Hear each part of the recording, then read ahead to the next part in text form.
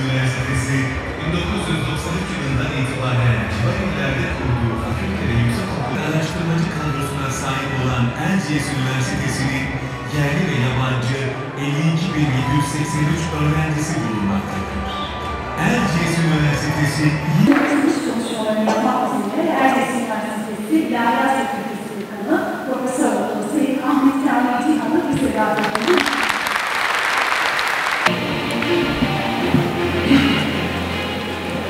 Türkiye Cumhuriyeti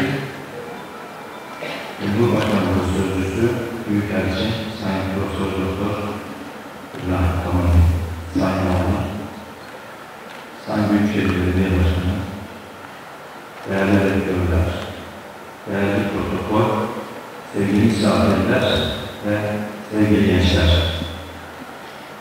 İlahiyat Fakültemiz tarafından tertip edilen Erciyes İlahiyat Zirvesi 2022 faaliyet programına hoş geldiniz.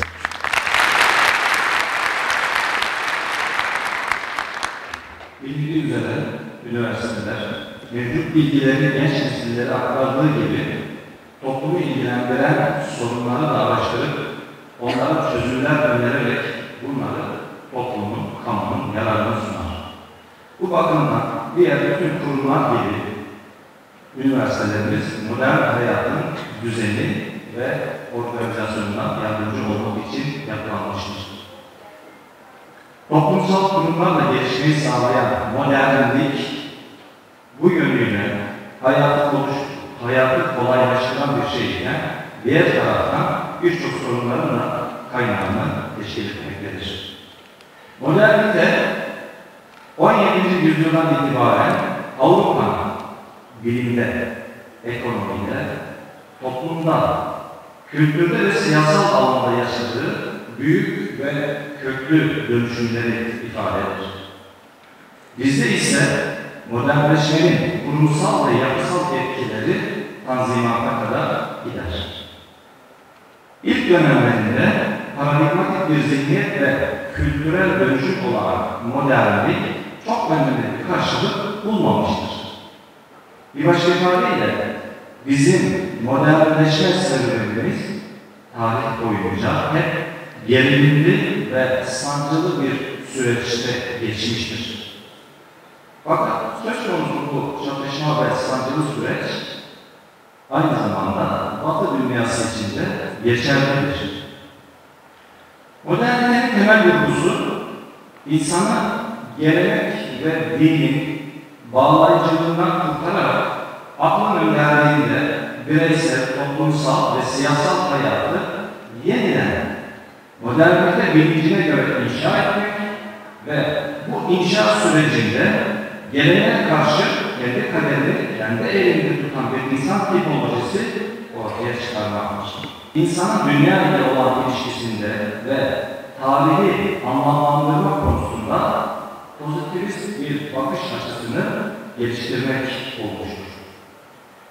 Bu bakış açısının sonucu olarak modernlikte insan dışında hiçbir otoriteyi kabul etmez.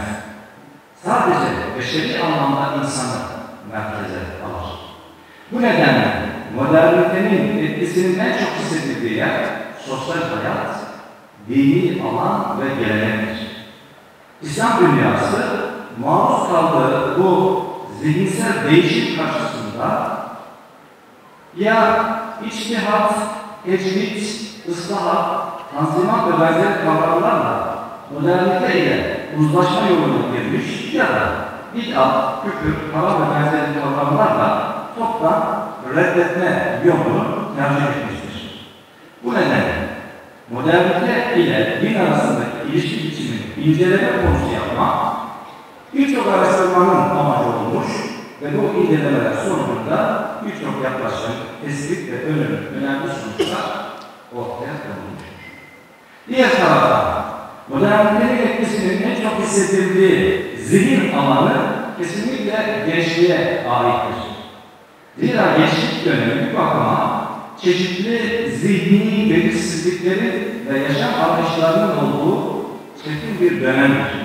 Bu nedenle hayat için yeni bir yön ve gayenin arandığı mesleki ve ailevi rollerini üstlenmesi için gerekli karakter özelliklerinin kazanıldığı, kişinin daha bağımsız ve sorumlu bir kimse olarak hareket etmeye başladığı bir dönemdir.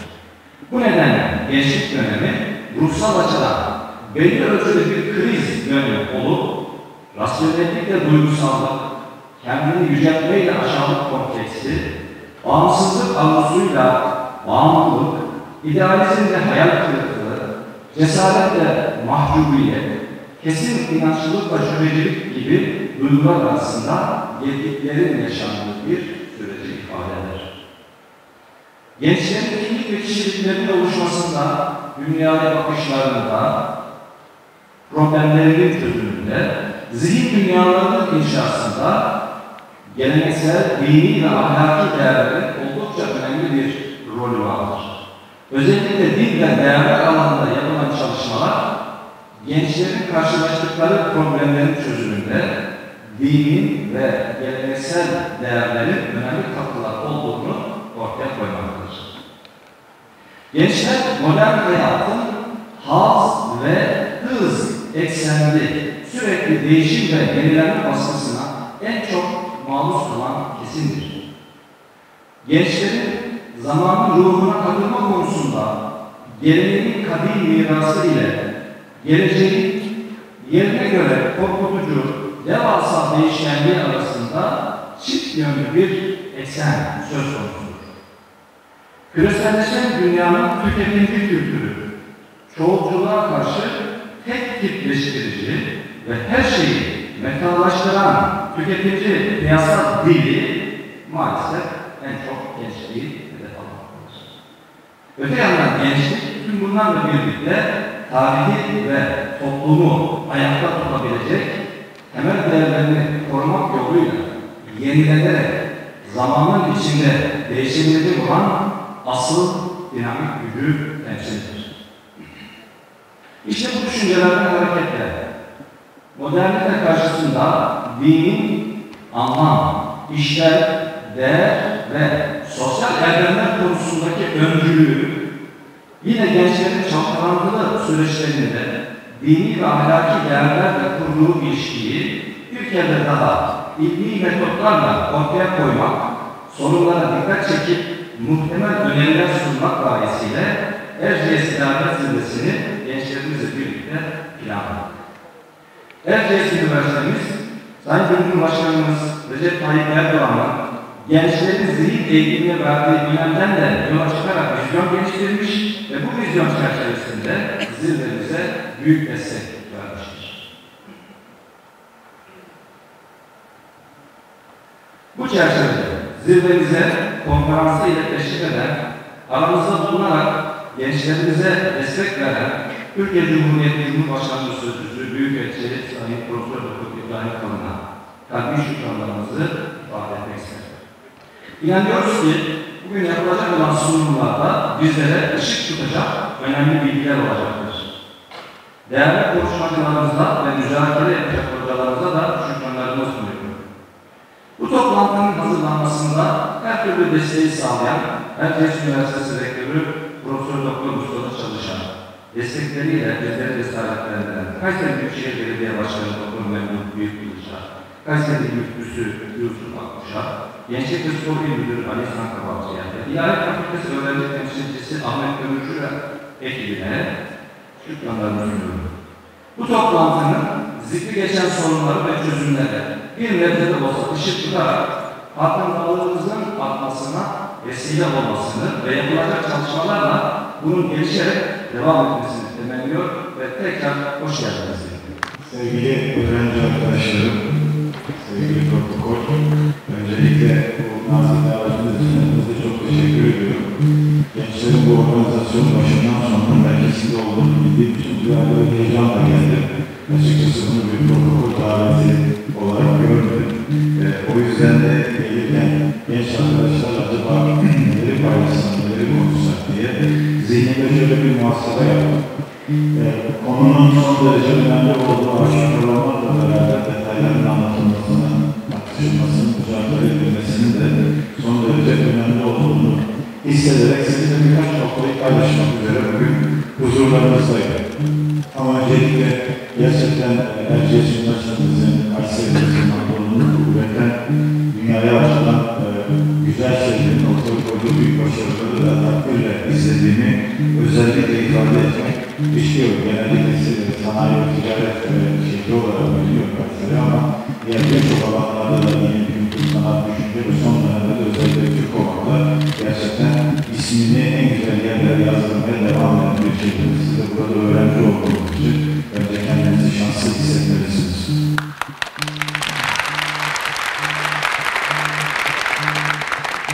Modernite çok kabaca 17-18. yüzyılda Avrupa'da aydınlanma düşüncesiyle ortaya çıkan yeni bir dünya tasavvurunu ve medeniyet anlayışını temsil ediyor.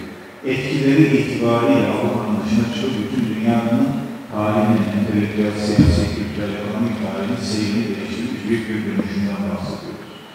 Bu sadece Avrupa'nın yakın coğrafyasında değil, Hint medeniyeti gibi, Çin medeniyeti gibi, Afrika gibi, Latin Amerika gibi dünyanın değişik bölgelerini de kökten, derinden etkilemiş bir tarih geçiyoruz. Burada tabii onlarca yazarın, filozofun, bilim insanının, siyasetçinin ortaya koyduğu çalışmalarla modernite dediğimiz son derece dinamik bir süreç ortaya çıktı.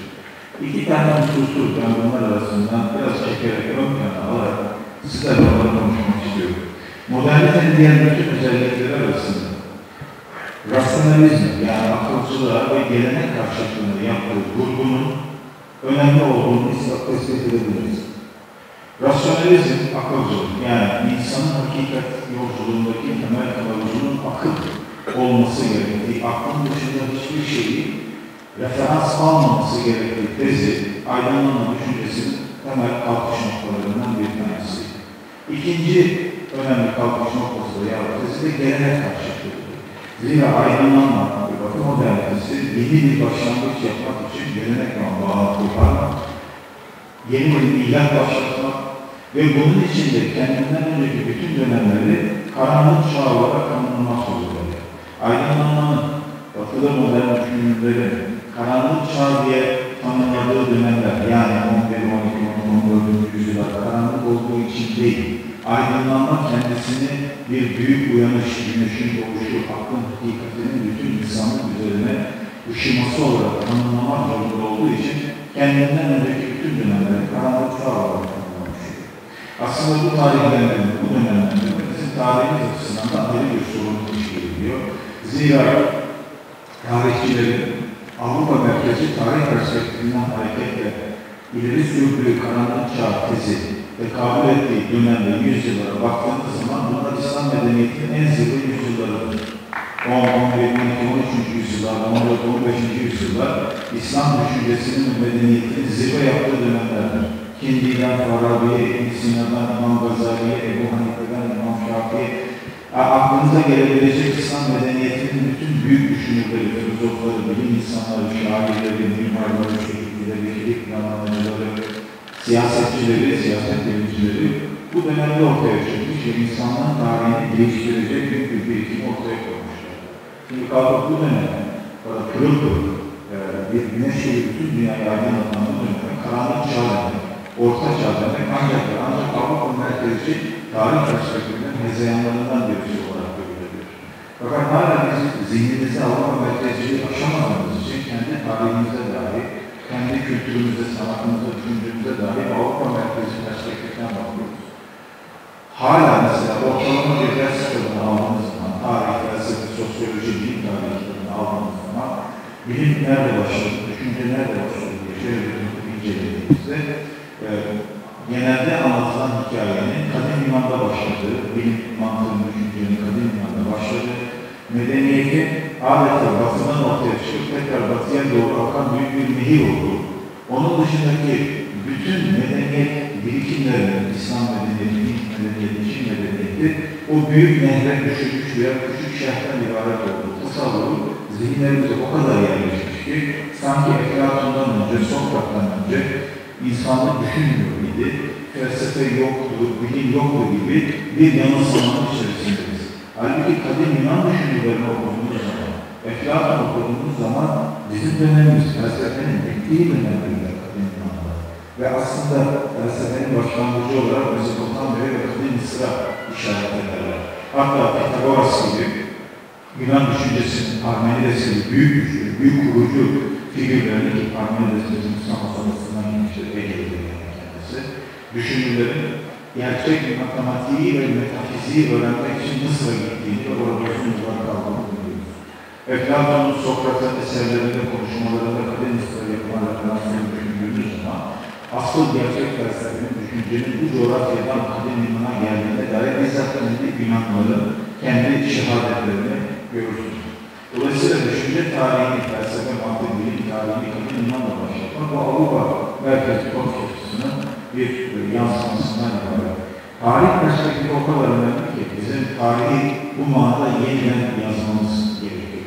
Avrupa merkezi tarih kalıplarını düşüne çıkarak kendi tarihimizi, kendi terimlerimizle, kendi dönemlendirmelerimizle, kendi yaklaşımlarımızla, tasavvurlarımızla yeniden yazmamız gerekiyor.